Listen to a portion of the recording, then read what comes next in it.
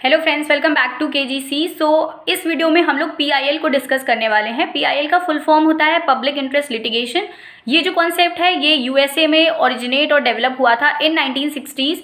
India में ये 1980s में इंट्रोड्यूस किया गया है by V R. Krishna Iyer and justice P N. Bhagwati. Okay, तो ये सुप्रीम कोर्ट में इंट्रोड्यूस किया है इन दोनों ने।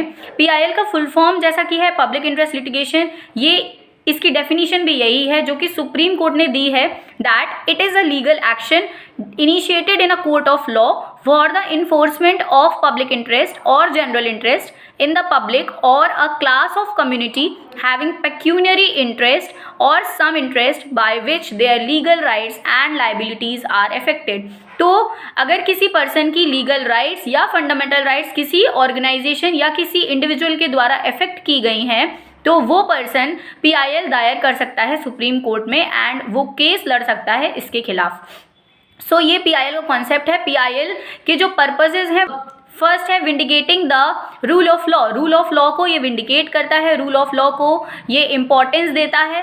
एंड सेकेंड है facilitating effective justice to the weaker sections of the society. क्योंकि कोई भी ऐसा एक्शन होता है तो उससे सबसे ज़्यादा इफेक्टेड जो होते हैं वो वीकर सेक्शंस होते हैं सोसाइटी के। एंड वीकर सेक्शंस अगर पीआईएल नहीं कर पा रहे हैं तो उनके बिहाफ पे कोई दूसरा पर्सन पीआईएल सुप्रीम कोर्ट में लगा सकता है।